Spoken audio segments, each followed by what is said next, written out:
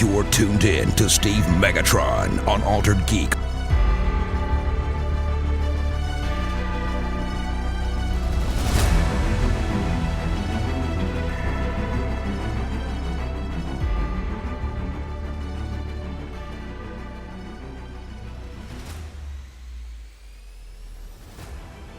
Hello and welcome to Altered Geek. I'm your host Steve Megatron Phillips, and joining me this week is Mike the Birdman Dodd.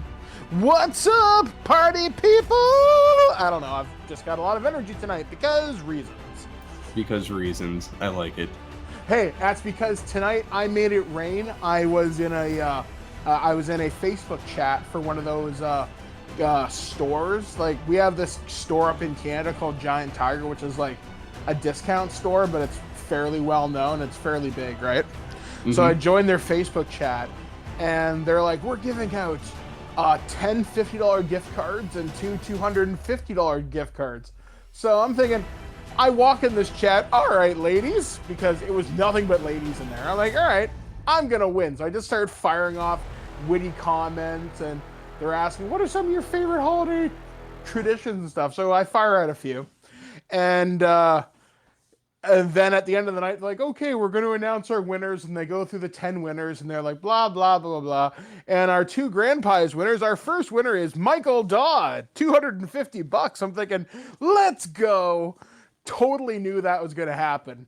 No, I didn't. I just had a really good friggin' feeling about it. It's like, you know how sometimes you get those marketing emails? They're like, join our Facebook chat or enter your email address to win, right? Mm-hmm. I got a good feeling about this. I'm going to go enters it. And I won. So let that be said. If there's ever a contest and it says throw in your email address or join on Facebook, just do it because you never know. Like, this is like when I won my trip to Vegas, I won on a random text message from 7-Eleven. So you never know, man. Luck is in the air. The holidays are here. So let's go, boys. I'm going to spend that money on $250 worth of cheese. No, you're not. She thinks that. See, I'm going to buy something really stupid. I've seen people that are on Twitter that are like, I have $15,000 to give away, and the first X amount of people get free money. And I'm like, yeah, I somehow doubt that, dude. Yeah, I know exactly the dude that you're like talking about. But then again, you never know, because a friend of mine, she does this thing on Twitch, and she is a Twitch streamer, and a guy came in last month and dropped $3 grand in her chat. He gifted 150 $25 tier 3 subscriptions to her channel. Just for streaming. And she's like, holy shit. And we're like, oh my God, is this guy for real? Yeah, he is. And he'll drop in from time to time just to say hi. So I know there's another dude on Twitch, I think his name is Mr. Beast. Will just drop in, drop a few grand if he likes you. He's like, all right, well, I've done my good deed for the day. And off into the night he goes. So yeah, you never know, man. Right place, right time. Yeah, it makes me want to sometimes go investigate that and go, okay, so give me free stuff. You know what? You know where's the best place to win free stuff? And Where? Here is a pro tip, Facebook. Because everybody wants you to go like, share their page, and tag a few people. Just do it. I've won pizzas, I've won gift cards, I've won a home security system.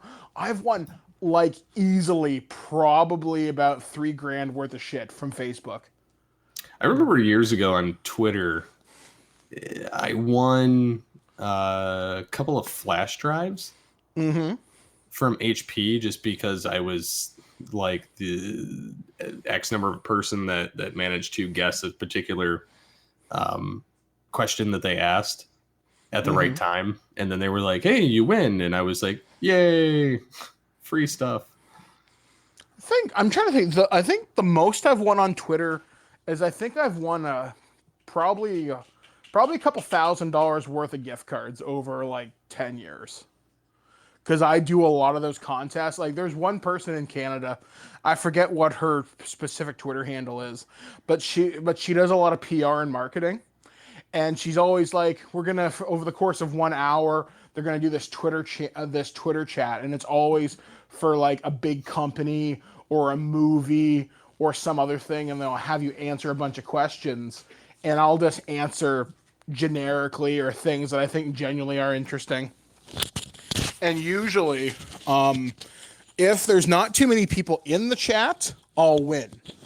And I'm actually surprised I'm not blacklisted. But yeah, like seriously, when it comes to online contests, if you know they're reputable, just do it. You have nothing to lose but 5 seconds of your time. Yeah, I kind of get it. Like at times there's the opportunity where you could possibly maybe for sure win something, and then there's times where you're like, is this for real? Yeah, like it's so strange because the amount of people who enter versus the amount of people that don't is so skewed. Like there have been contests where I know the prize is worth like a couple $1,000s, and they'll have less than 30 entries. Because people assume that other people have entered the contest, so they just don't bother. Like right now, there's a contest I just entered today. It's for a radio station that's very far away from me, but I know their online presence is remarkably small. So they're like, this is for our online community only. So I'm maybe competing against maybe 300 people, and that's at the higher end of guessing. Oh, my wife wants me to tell a story about. I'm going to leave certain details out of this thing, but I've won a couple of Xboxes through Doritos, and it's because a couple of years ago they used to have this thing where you could enter codes from the back of the bag. Okay. And that's how I won. I just entered a shit ton of these codes every day for like 2 weeks. And one day I got a call from Doritos / PepsiCo. They're like, are you Mike Dodd? I'm thinking, oh shit, here it comes. They've caught on to my clever scheme. And they're like, hey, you just won an Xbox. And I'm like, holy shit, really? They're like, yeah, here, answer this like skill testing question. And I'm really terrible at math. So Blair happened to be home this one day. So I'm like, hold on, let me get a pad and paper. I'm going to read the question back as you read it to me to make sure that I understand it. So me and Blair are both doing the math question at the same time. And she's a teacher, so she has to know her math. So I'm thinking, all right, cool. I got my answer. And I'm like, is the answer X? And they're like, yes, it is. You win a stupid thing. And that's how I got one of my 2 Xboxes. I'm hoping to pull the same thing when it comes to PS4s, but I think they've changed how a lot of the contest works. I've won a bunch of like little things like stickers, clothes, stuff like that. And obviously being a chunky dunky person, a lot of the clothes just don't fit. Right now I'm going for a contest for a Nintendo Switch. And if I win it, I'm going to send it to a friend of mine because she's like, I really want a Switch. I'm thinking, well, I already have a Switch and I don't care. So if I win, happy birthday. Because her birthday is in January anyhow. So, but still, that's enough of a humble brag for one day. I'm so sorry, folks, but I was just really hype and just want more people to share the wealth. If you can enter contests, just do it. Yeah, it's definitely something you should try at least, every so often. Yeah, because what do you have to lose but just a couple of seconds of time? As long as it's a couple of seconds. If you're sitting there filling out a biography, then it's not worth it. Actually, those ones depends. And once again, play math. Think about the amount of people that are actually going to fill out those surveys versus the people that don't. You're competing against a very small but dedicated pool, but a very small pool. I won a tablet. Actually, that's how I won my iPad. a couple of years ago. I won it from doing a phone survey. And then in August of this past year, from filling out a survey at a grocery store. That's how I got my little Android tablet. So if you're willing to spend time filling out those giant surveys, sometimes it pays off. But I always assume you're competing against a small but dedicated crowd. But if it's an easy survey, you may be competing against a larger pool of people. But again, you can't win if you don't enter. It's kind of like the whole lottery thing. You can't win if you don't play. True. So, anyway. So, going into a lot of internet suckage. So there's been a few things. One of them kind of circles around YouTube in the fact that they kind of seem to be noticing that nobody wants to pay for their content anymore. Well, I can't say that I'm surprised either, because as cool as content might be, like, say, Cobra Kai, I don't care enough to pay for it. And even if I had YouTube Premium, it just means I can close the app and have the music still playing and it's ad free. Whoopee-doo. Ads don't bother me that much. I mean, in full disclosure, I use an ad blocker for most people. Certain channels I don't, but for the most part I do. Yeah, I do the same. I have an ad blocker built into my browser that actually blocks YouTube ads, and it also blocks ads on websites. And if it's a website I frequent a lot, then you'll just whitelist it. Then I whitelist it, and I'm like, oh, okay, whatever. I mean, it's not a big deal. I mean, some of them put a limit on how much you can view it with the ad blocker because they can see that now. But the same time, like I don't know. When I've listened to YouTube, like had music on or a video playing while I'm doing something around the house, I just leave the screen on. It doesn't bother me. Yeah. Because it's not worth shelling out $12 a month for me for that. Plus, I mean, yeah, they have original content, but is it really like all worth it? As opposed to something like a Netflix or an Amazon or a Hulu at this point in time. Like some of it, I don't know. I mean, some of it seems like there is some Netflix stuff coming up on the horizon that looks like it might be worth paying for. But as of right now, I guess YouTube Red or YouTube Premium, it was an experiment. If anything, it gathered data, and it got them user information, which is more valuable than probably the so many people that were paying into the service anyway. And I know that sounds counterintuitive, but now they have habits. Now they have hard data they can use and sell. So, I don't know. Can't say I'm totally surprised with it. I obviously don't care. Well, like they state that in 2019 they'll be making all of their YouTube originals ad supported to meet the growing demand of a more global fan base, saying that the next phase of our original strategy will expand the audience of our original creators and provide advertisers with content that reaches the YouTube generation. And more or less, it's not that they're getting away from the original content; it's that they're just going to make it ad supported because. Why not? I mean, it's an extra way to get people's stuff for free, but they have to suffer through an ad. Although I'm sure that they'll still have the pay thing to get around the ads, but it ultimately doesn't impact me because I rarely watch YouTube at this point in time.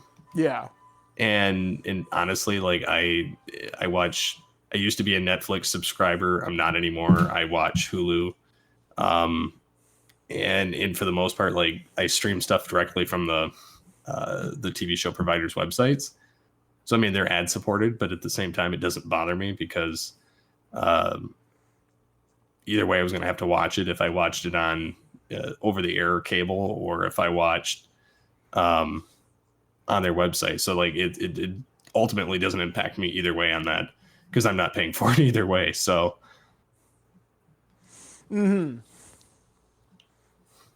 I'm curious to see how it will affect things going forward, whether their YouTube premium shows will get less of a budget. They say ad supported.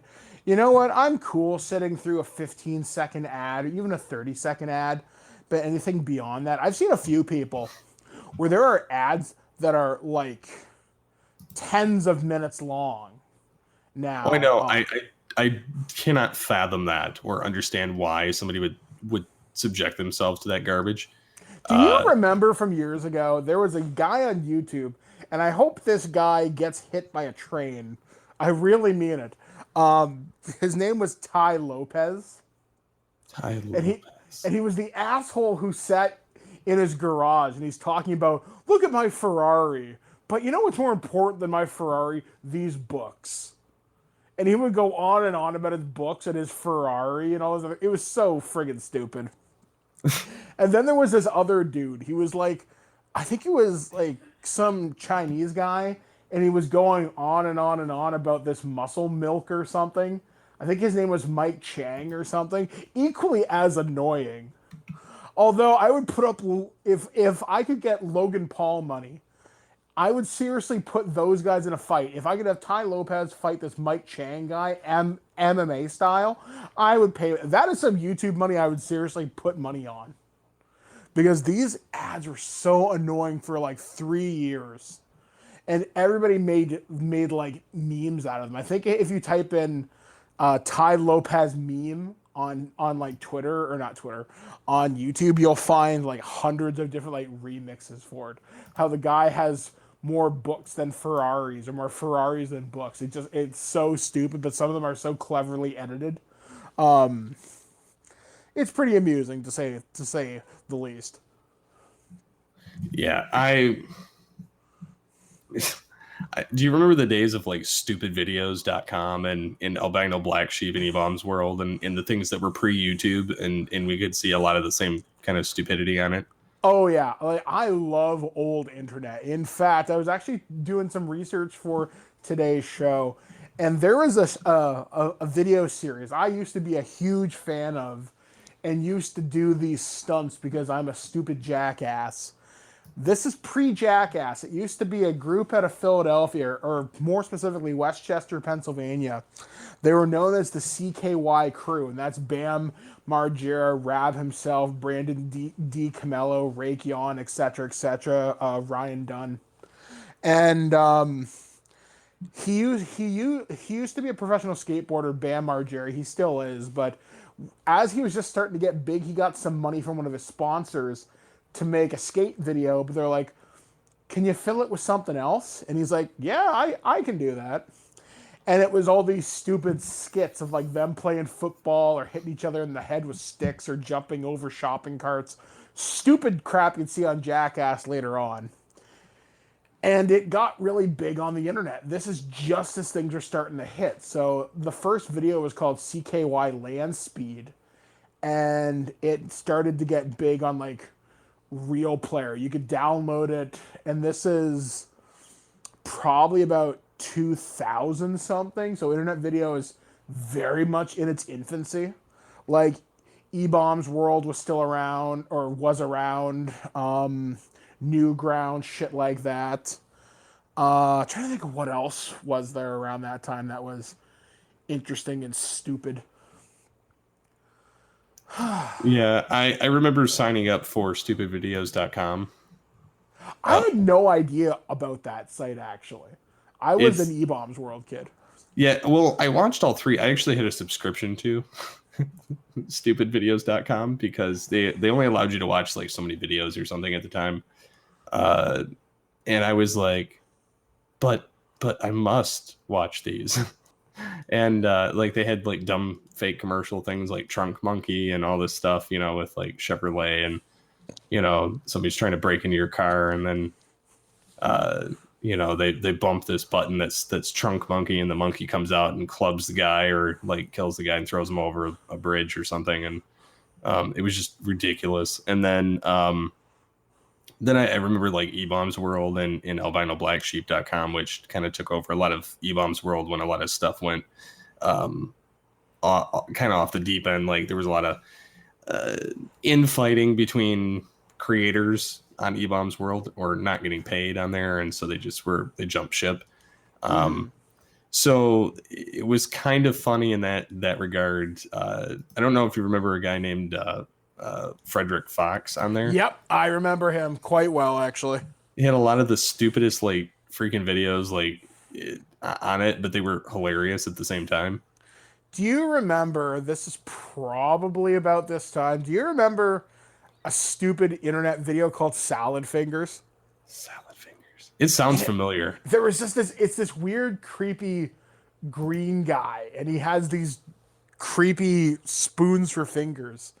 And it's so incredibly, and this will make the episode PG-13. It's so fucked up. There is no other word for it. It is so weird. And I had a friend of mine in college, Ashley, because I went to college in 2006 to 2010. So right when internet video was really hitting its stride of like early content creators and stuff like that. And it was just some of the weirdest crap, dude, I have ever seen in my life. Another early internet favorite that I loved. Google this one, kids. My hands are bananas. And my friend Ashley, I forgot all about that, but that is hilarious. My God, you know about it. Yes. And my friend Ashley found it. And for like 2 years of college, we'd walk by each other in like the residence or the hallways. He'd be like, beware the milky pirate. And we just would quote internet videos at each other. And it was pre-meme. Before memeing was cool, we had internet videos. What was another one that I remember? Like Mr. Weeble. I don't think I saw that one. Well, he's done like narwhals and things like that. Or like badger. Yes. Mushroom. I love that. And there's a number of funny ones from that guy. I'm trying to think of another one. The Nyan Cat thing that was on there. The Numa guy. The Numa guy. The Star Wars kid. I'm trying to think of some other ones. Chocolate Rain, Tazon Day. Yeah, he actually follows me on Twitter. Yeah, same here. I was like, and I was like, man, I remember that stuff. That was pretty hardcore stuff. And then he actually got to do that cherry chocolate rain for like Dr. Pepper. They're like cherry Dr. Pepper or something years ago, which was funny. I don't know. We used to have just so many really weird videos online. And there were content creators that really stuck out in your mind. Nowadays, there's hundreds of thousands of them, and you can name a few of the big ones like PewDiePie, Ninja, but he's a streamer. Yeah, see, those two guys don't really resonate with me, but I guess it's like those are like new generation things because like I didn't even know who Ninja was until about like a month ago. I know who Ninja is because I'm in the Fortnite community. Like, obviously, I just watch.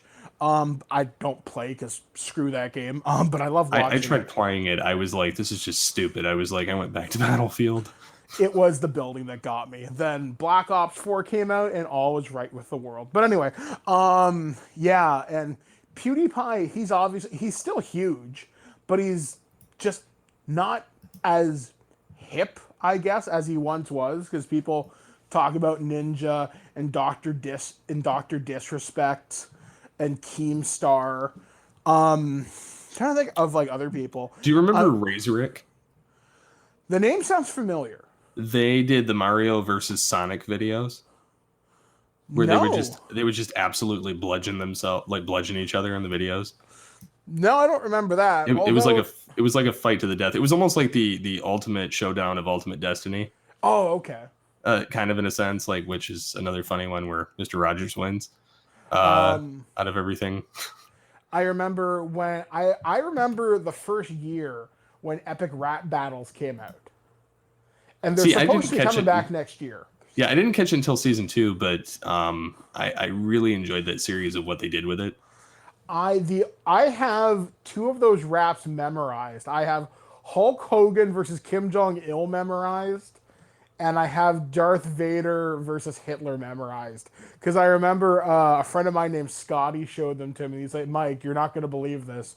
Because this kid used to have his finger on the pulse of everything weird internet-wise. And he showed them to me. And I remember waiting weeks and weeks around for new videos. When they come out, I'd replay them and listen to them endlessly. Another early internet person who still makes videos today. He is a friend of mine, so I'm going to preface that. I don't think he's as funny as he once was, which is unfortunate. And that's the angry video game nerd, James Rolfe. I remember back when he was the angry Nintendo nerd, back in 2007. I think a lot of the reason why some of those people have gotten away from it is because like the shtick has kind of gotten old, and then the fact that people just don't resonate with that type of content anymore. Well, there's only so many ways you can say a game sucks, or where you start to string together vulgarities where it doesn't make any sense anymore. And don't get me wrong, I love James. James is a dear friend. He's done a lot of good things for me personally and professionally, but I haven't had a good laugh with his content for a while, and that's unfortunate. And another person who's still around, and it surprises me because, and I'm not going to talk much about this just because I'm so over it, was the Nostalgia Critic. He's still doing his shtick, and it's been around since 2007. And that's like kind of blew over like a ton of bricks, especially recently, but it's been kind of dead for years, really. Well, the fact that the channel still has over 1 million subscribers and it survived the channel controversy which happened earlier on this year, which I'm not going to discuss at any length, was just surprising to me that a channel can survive that. I guess if your content makes enough people quote unquote laugh, they're willing to forgive almost anything. It's where the art transcends the artist, so to speak. And I see a lot of my friends online still unfortunately dealing with some of the fallout from it. And yeah, just kind of moving on from that. Other people that I used to really like, I used to like watching a lot of the machinima type content. I never got into Red versus Blue, but I liked Machinima as a channel. They have two guys on there named Steve and Larson. They used to do a show called 10 for the Win. And then they eventually became a pro wrestling channel in the last like couple of years. And they've got quite a substantial Patreon and substantial following online, where they get invited to events. Like 2K flies them out for stuff, I think, whenever the new video game comes out. Stuff like that. But they have all these professional wrestlers doing the intro for their show. They got like Bobby Roode, they got Tasha Banks, Charlotte Flair. So cool people. But I remember when they started out watching them, another group whose content has changed over the years and eventually got bought out by Rooster Teeth was Screw Attack. And I've been involved with them for a number of years. Not so much since 2010, 2011 when I checked out after Hard News came to an end. There's also too a lot of the smaller channels or smaller artists have gotten eaten up by bigger entities over the years. Well, yeah, because they have content that people want. In fact, I remember when James Rolfe got bought up by Screw Attack because he was hosted on there, and there was contracts. There's a whole thing. I mean, if you want to read the Wikipedia articles on it, a lot of it's pretty accurate. But yeah, a lot of smaller channels and smaller content got eaten up by bigger entities, or people got bought up by MTV at the time. I remember when game trailers was a thing, Screw Attack was making quite substantial money off of that due to like contracts. So that, and I don't want to go into specifics with it, but yeah, you'd be surprised if you were an early content creator and you were really good. A lot of people were willing to give you a shot, and I'm surprised a lot of smaller content creators from that time didn't get hit with like copyright and stuff like that, because using copyrighted works, stuff like that, because that's when really the era of the internet critic was born, back when we had early YouTube. We had blip.tv and everything like that. You had all these different video platforms, and a lot of people were making their money. One of the people who became very, very, very successful out of that is a woman named Lindsay Ellis. Used to be known as the Nostalgia Chick. Now she works for PBS producing documentaries and stuff like that. And she came out of that remarkably well. Say what you will about her fan base that follows her around and harasses her at times, but such as being an internet personality. And that's something that they don't tell you about being online. I can only imagine, because I remember people were talking shit about E-Bomb's World years ago, how he stole content, and he did. Stuff like that. And there was a video I just watched recently talking about people who would copy other content creators, like the most famous comparison probably being the Angry Video Game Nerd versus the Irate Gamer. And he was popular because YouTube featured him for a while, yet it was pretty clear he was ripping James off, like same material, same jokes, same games at times. Whereas James was a very talented YouTuber and knew what he was doing, and eventually found his success and latched onto the right media entities at the time. The Irate Gamer, his shtick eventually got old, and now he toils in obscurity, or so I hear. I haven't watched... I think I've seen maybe 3 or 4 of his videos in his entire career, just because I was curious.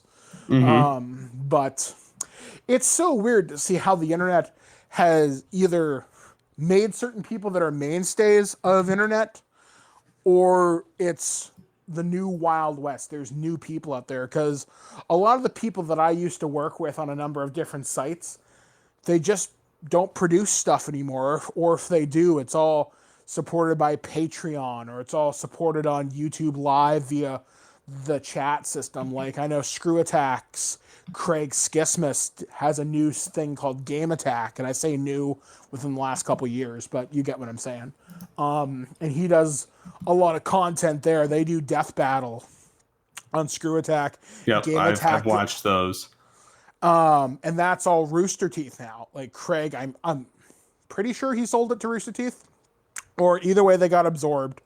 And now Game Attack is its own YouTube channel, has its own community, and they still refer to us as G1s and everything. And it's a very well and supported community. I love the people who, like, this year they did Extra Life, and they raised like $4,000 for children's hospitals. And that's pretty amazing for a community of YouTubers who just come to, or a community of fans of a YouTuber. I think that's actually pretty neat. But yeah, I mean, going back to the original point here, a lot of the old internet people, I don't know what they're up to anymore. I only know the people that exist in my circle that are still doing things. Like Lindsay Ellis still does things. And those who shall not be named. And I'm trying to think of who else really does stuff. Not a lot of early people that I can think of. They kind of moved on to get real jobs, or they work in online media, maybe behind the scenes, or maybe they've retired entirely.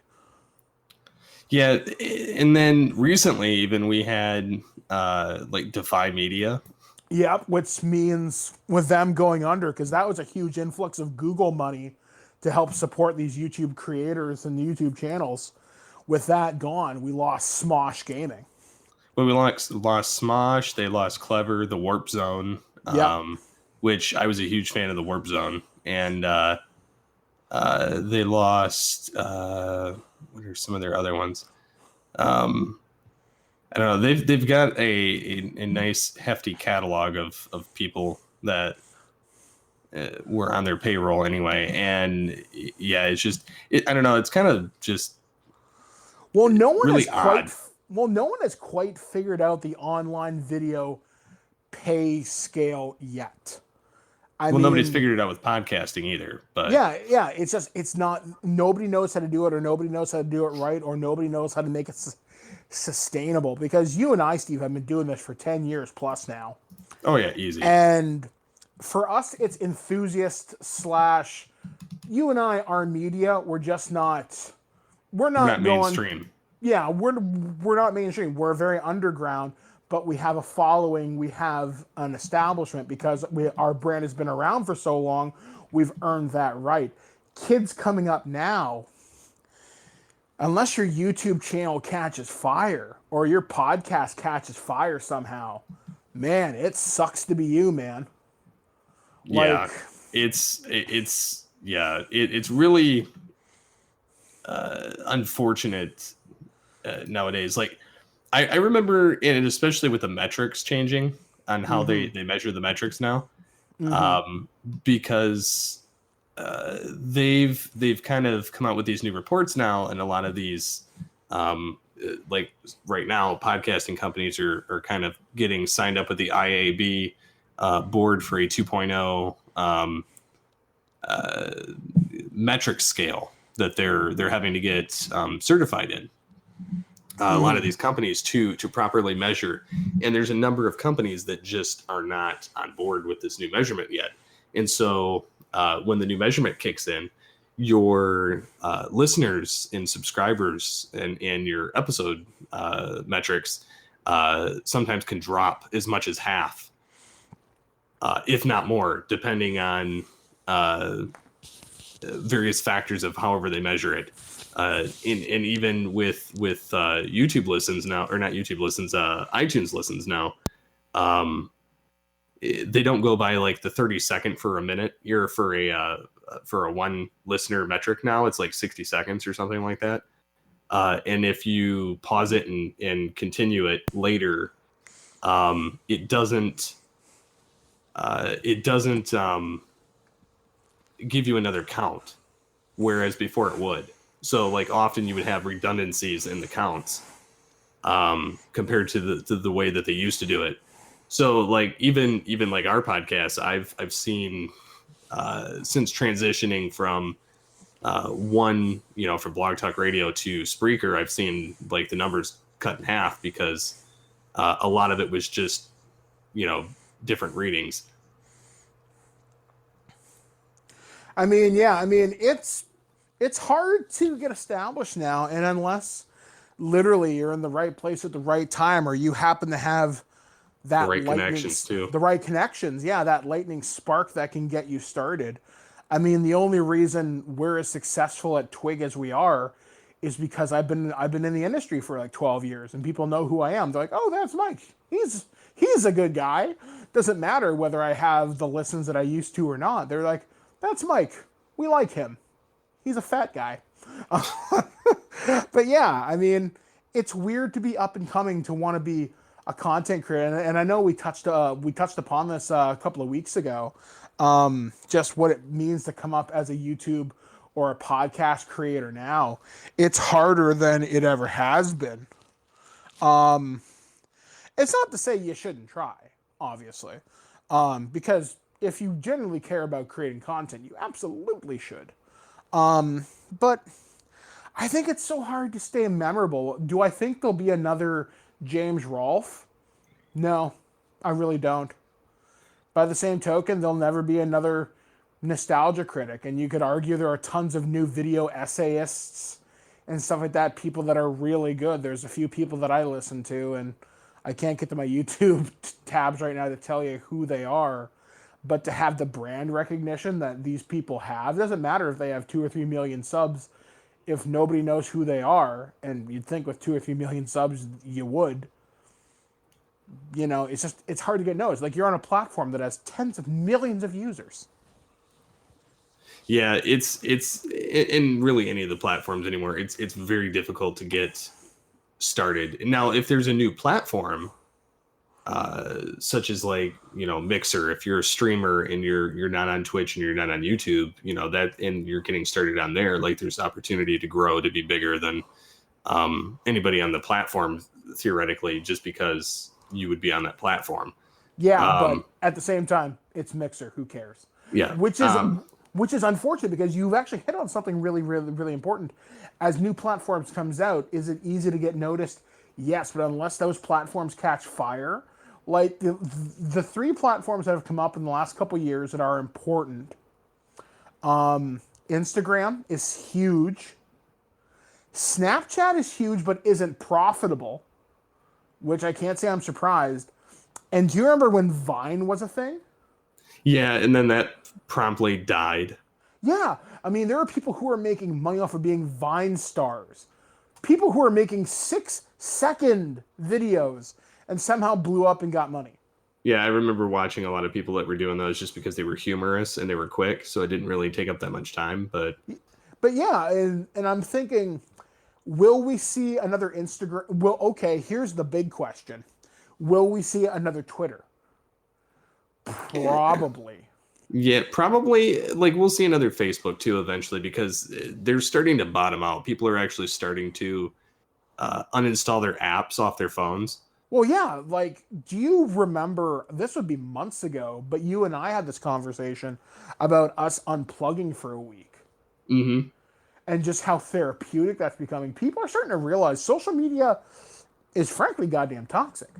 It is. After a while, you just get so burnt out on it. I mean, now by that same token, I've made friends in a Twitch community in the last couple of months who've been really, really supportive. Good people. Because I'm a big fan of this one streamer called Fuya, and her stream is just her chat. They're younger, but they're funny, but they're also very, very, very supportive. And that's what I like in a community. But I notice on Facebook, it's nothing but politics. It's people coming out as, frankly, terrible human beings. It's like Facebook is almost where you let all your bad ambitions or your bad habits baggage hang out. And then it gets amplified in this echo chamber where you find other douchebags like you, and you either reinforce a positive message or you reinforce a terrible message. And sometimes I hang out on a friend of the show, Blanchard's Facebook sometimes, and I try to don't read the comments. Well, to me, like, I tend to shy away from a lot of people's Facebooks just for the fact that unless it's something that is like entertainment purposes, I kind of shy away from it because most of the people are very like political on there. And yeah. And the unfortunate part is depending on which side of the pendulum you swing to, depends on, for one, all of these social networks are very progressive leftist. They've let it be known. I mean, it's not even a secret at this point. And that, whether you're on that side of the fence or not, is irrelevant. Like, I'm not arguing that point. And if you're on, the other side of the pendulum, there's a lot of times when you're spouting your opinion, which I'm not saying that either side shouldn't have their opinion. It's how you go about it. Yeah. But they often get blocked, even if it's for something that's or like banned from the platforms because of they're on the opposite side of the spectrum instead of, some kind of an understanding, but it's just because they can hit the ban hammer because they own the platform, as opposed to somebody that's using it. So I don't know. It gets really touchy on a lot of that stuff. So like I try to stay neutral on everything that I'm on, or make it as vague as possible if I'm going to comment on something that lets them know that, yeah, I don't approve of this particular behavior, but this is my thought on it. But I keep it clean to where it cannot hinder me in, employment opportunities. I try. I mean, it's no secret I'm pretty liberal with how I think, but I won't go extreme one way or the other. Like, I try. My rule of thumb is be respectful. Everybody has an opinion. Everybody has a right to it. But it's when you start forcing extreme views one way or the other, and when conflict happens, we've got a problem. Mm-hmm. You have to sit down and talk it out if we can, if it's even possible at that point. There's always a way to find common ground, and that's kind of where the thing kind of gets lost. And like, Exactly. I'm more of the conservative nature. So like, I'm not saying I'm right winged or any of that crap. But there's people on this side of the spectrum that I cannot stand because just frankly, they're idiots. But, that goes on both sides of the fence. So like, Oh again, God, yeah. so I mean, like, you know, finding the common ground is definitely the, you know, you have your differing opinions on how things should be on, you know, but the human nature side of things, like it's just don't be a dick. Like that's just kind of where it goes down. So follow the golden rule: treat others as you wish to be treated, and realize that we can come to. Everybody should be able to talk, but we should be able to talk without vitriol and hatred in a conversation. And that's something else too. With a lot of these, to swing this back around to kind of YouTubers, being political as a YouTuber has assassinated careers. Oh yeah, and it's not just on YouTube; it's been actors too. Yeah, I mean, one notable YouTuber I can think whose career got very, it was never the same since, and that was JonTron. And he had some very questionable things to say. And I personally find JonTron funny, but after those comments that he made, I want to say this was back in 2017, 2016. It was in the last year or two. And I was like, wow, that's kind of screwed up, dude. And you don't see a lot of stuff come out of his productions anymore, which is unfortunate. And I'm not saying unfortunate because him specifically. I'm saying when things get political, things get messy. Things get messy real quick. But you also find out some of these entertainers, we find out either have a dark past or they're douchebags, or something terrible and dark in and of itself. Hell, you look at the Me Too movement in Hollywood, and it's brought a lot of scumbags to light. But it's also now it's also self-assassinating people on their own side. Yeah, because you don't know. Because I'm watching a lot of Law and Order right now because go Michael Moriarty. But the point of the matter is, it should be innocent until proven guilty. Let the law decide, but at the same time, believe women. Where do you, like, what do you do? Yeah, it's a touchy line. Yeah, and it's so messed up because, and I remember being like, I grew up on Law and Order, and that's how I've always viewed the legal system: innocent until proven guilty. And now mob mentality tends to take over, and they're like, this person is guilty, this person did this, did that, this, that, and the other thing, and a person has only given their testimony. They've given one side of the story. But it's also the echo chamber and the politics getting involved, and then it's also the fact that like you said, it blows up.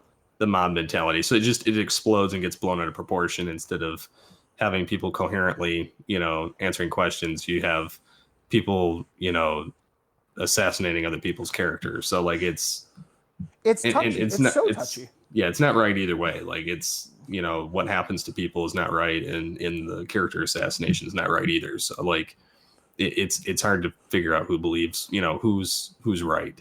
Yeah, because there is no. It's hard to move forward in the current political climate, in the current social climate, because our social climate has changed how our legal system is functioning. And I believe everybody should have their day in court. Everybody should have, the system is there to work. And I'm a very believer in, the law is flawed at times, yes. There's a lot of stupid laws too. There's a lot of stupid laws, but there's a lot of good people fighting on the right side of the law. Like, you know what I mean? Like, I guess I believe in the heroic lawyer doing the right thing. Not everybody's in it for money. There's people who literally believe in truth and justice is blind, so to speak. But that's a philosophical discussion for a different day. Yeah. Point of the matter. Sorry, Steve. Go ahead. Oh no, go ahead. You go ahead and finish your thought. I was going to say my thought is it's kind of amazing how much YouTube and online culture has changed everything. Like this is not This is not what I thought 2018 would look like. If you asked me 10 years ago, what do I expect the social political climate to look like? I wouldn't have, I expected Facebook might have been a thing like LiveJournal, where it's just there, where you just update, like, oh, today I walked my dog. I had a glass of milk. I had cookies. I had a date today. It was okay. I never would have expected Facebook and Twitter to be used in court proceedings. I never would have expected it to become a government tool. I never would have expected social media and YouTube to become integral parts of society. For better or worse, never would have seen it coming. I'm not a futurist in that regard. Like, I never would have seen podcasting go this way. No. What's really funny is, like, when we started this journey, I had no idea where it was going. I still don't. And to be honest, like, I mean, I've got a goal for the new site for 2019, and some of the things I plan on doing, like I plan on writing more. I plan on doing a couple videos here or there, at least once or twice a month. And then, like, I'm trying to figure out, like, a way to refocus, not only this show, but I have another concept in the back burner that I'm toying with the idea, as well as, like, resurrecting some of my shows that are kind of on a brief hiatus right now. So, like, I don't know. I'm trying to figure out this happy medium. Plus, just don't burn yourself out, my friend. No, it's I'd have to have the right focus and the right interest level in things before I go getting myself on that bandwagon again. But the other thing that I'm trying to think of is, now recently we've had the whole mess with Patreon. Oh God, yeah, this is something that I saw happen, and there's been a few people. In short, when you go on Patreon or Twitch, even when you donate to a streamer, you have the option to refund that through your bank or through your credit card company. Now, when you do that, the streamer gets hit with a charge through the bank or through the credit card company. I can't remember which. But either way, it costs the streamer. So they have to refund your money plus a $20 charge. And I saw a person's Twitter account get suspended where her Patreon account was negative $2,700. Now, evidently, she was selling her premium Snapchat. So, not exactly on the line. There was a talk about this on Reddit. But a more personal story to relate to this is, I had a friend of mine who is a Twitch streamer, had several chargebacks. And this person was like, if you need me to refund your money, fine, but don't be a douchebag about it. I will, but know that you're costing me money at the same time. And it sucks because, let's say you donate $1 to the streamer, right? And then they refund it. They refund that $1. That refund turns into $21 because it's a $20 or so fee from the bank. And there's been people that have been weaponizing this, where they'll go into a Twitch streamers or a Patreon streamer or a Patreon account or whoever, a content creator. They'll donate a huge amount of money and they'll pull it back. Or they'll make a bunch of donations and pull it back. So they get dinged. Another friend of mine who's in the RPG industry had this happen to them at Gen Con. And the credit card company's like, well, we're not refunding this person. They got their stuff. This person's just being an asshole. And so that was a happy ending. But I've had friends of mine get right screwed with, like, chargebacks. And it's discouraging to think that something that was put in place for content creators to accept donations from their fans or Patreons who want to support their work, or however you want to put it, that they can weaponize this. This was meant to be a good thing. This goes in the pile of, this is why we can't have nice things. Like, because I'm in the process of starting a Patreon for my Dungeon Master service for hire. Now, if I get a chargeback, I will know where you live, and I don't have 2 legs, but I will break my foot off in your ass if you charge me back. because I will give you the service. I will have a recording of the service I gave you, just in case. But point of the matter is, this is supposed to be something to help support creators. This is a tactic that is gross. It's abusing a system, and why you gotta be a douchebag? Yeah, and see, that's the thing too. Is like I've toyed around with the idea of doing, because like you can tip on YouTube now, and you can do that on Twitch, and you can do the Patreon route. You can do your own membership on your website. So there's like a variety of ways that you could do this, and I've toyed around with the idea of doing it either a membership thing on Geekcast Radio or doing a Patreon, and I'm still kind of thinking that idea over of what I would do and what we would provide and all that kind of stuff. But at the same time, like I almost feel like that's kind of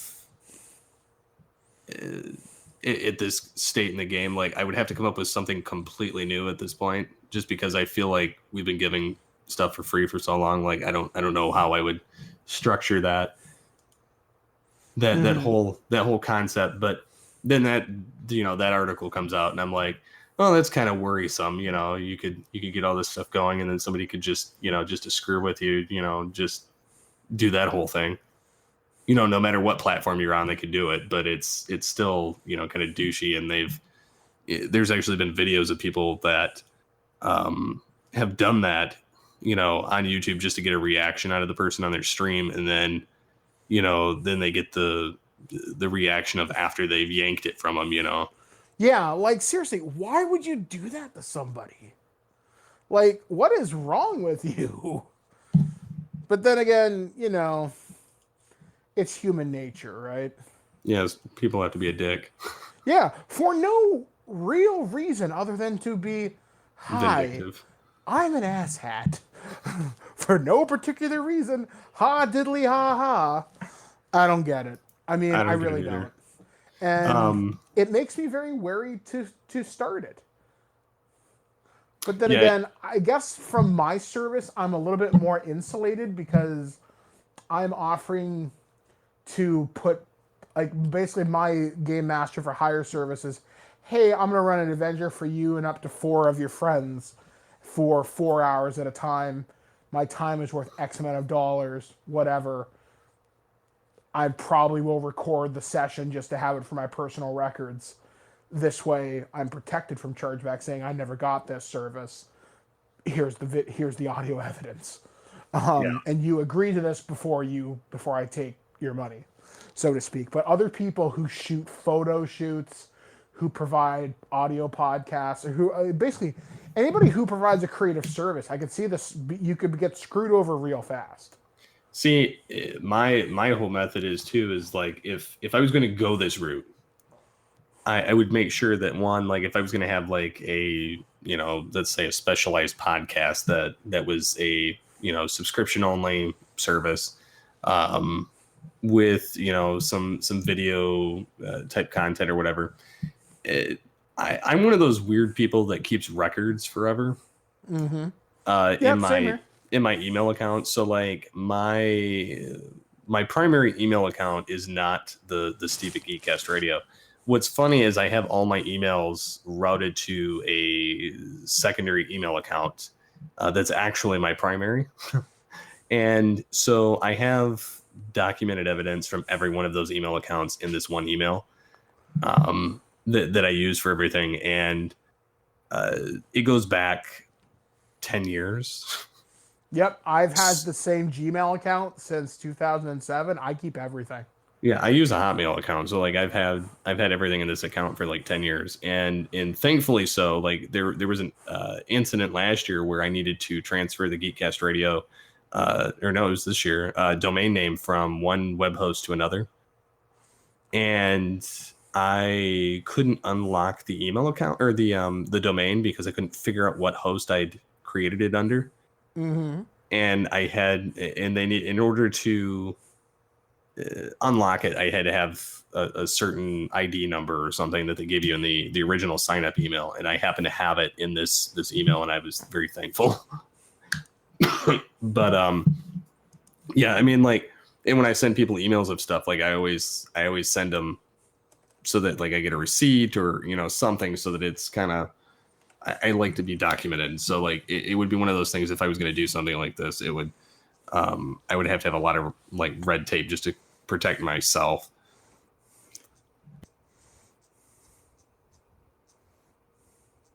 So getting into a different route that kind of sucks for depending on how you look at it.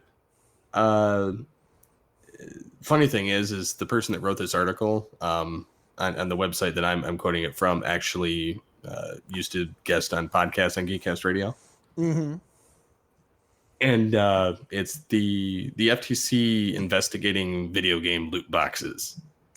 Yeah, this is something I can't say that I'm surprised. It's been a long time coming, and because I know over in Europe, this has been a big deal, and loot boxes have been suspended for sale for games like Overwatch. I want to say in Germany, I think.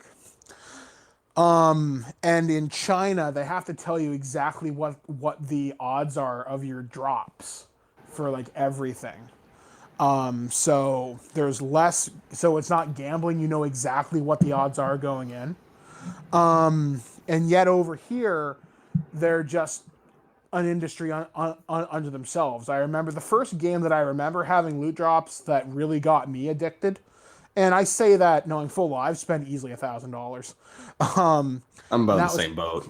And that was Call of Duty Advanced Warfare in their supply drop system. Now, admittedly, I got everything I wanted.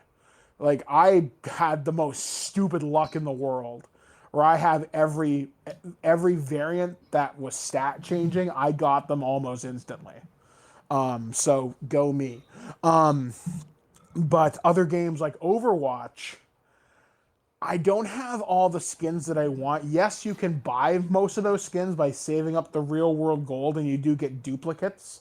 If you get the same skin, you'll get like 25 gold for it or something like that. I don't know, whatever.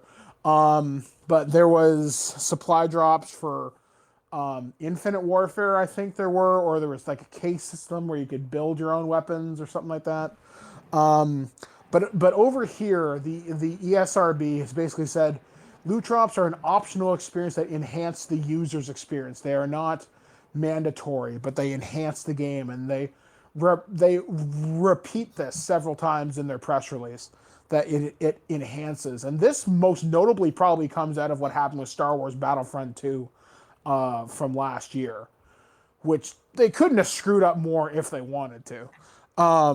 Where they had loot boxes tied to the progression system, where you'd get a random loot box, and let's say you're trying to improve your clone trooper, but you get like a droid. Yeah, I'm not.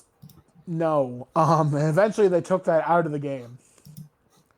Well, what's funny about all this is now they're starting to refer to them as, in-game purchases label, in some scenarios, but. Yes, while they are primarily like enhancements, some of the time they're not. And when I say that, I mean, for instance, Star Trek Online. When you, because there's an option where you can buy Zen, which is the in-game currency. And then they give you bonuses for it at times, and then certain other things. Well, they have these opportunities, as it were, to kind of win. They have these lock boxes, and you don't play it, but they give you options of winning, and they list all these different starships that you're capable of getting with a certain type of lock box, and they're tier 6, which are the highest difficulty, right? The highest option. Like, so you could get, with this particular, Infinity lockbox that they just recently did, you could get cruisers, you could get, the Krenim ships, the Zindi, Tholian, the cool, Cardassian, Jem'Hadar, the Kelvin timeline. So like I have the Kelvin Enterprise in the game, but I didn't get it from a lockbox. I bought it on the market with the in-game currency of the by selling, buying low and selling high of the keys that somebody originally had to spend money on to put in there. But so like they have a lot of stuff in there. So they also have like the Discovery, the cross-field classes in there too. Mm-hmm. And occasionally they will put the original Enterprise A or the original refit Enterprise in there. It is a tier 6, mm-hmm. which normally is like, that is the nigh impossible one to get in the game. Yeah. And it's like 1.5 billion credits in the game or whatever to get if you have that kind of money in there. How much would that cost in real world money? About $350. Shut the front door. No, it's that much. Yeah. So it was kind of a, and it was like $60 or something if you wanted to get the Kelvin Enterprise or something like that. So anyways, you have the options of, it says you have a small chance of dropping one of the, ground and space filled packages. And they don't tell you your odds of winning any of this stuff. You usually get like a Lobby, which is another form of currency in game. So there's like 6 different kinds of currency in game, and some of them are useless. The Lobby you can only get by opening a lockbox. So, because you can't buy it anywhere else. So that means that you have to buy a key in order to open the lockbox which they drop, randomly all over the place so that you can get them on purpose. So you could easily drop, tons and tons of money and opening and get nothing. Like I've opened probably, I don't know, 100 lockboxes, and some of that was with real and some of it not. Have you gotten anything cool? No. I gotta say that's probably one of the anything that's anything that is free to play will have an incredibly screwed up in-game economy.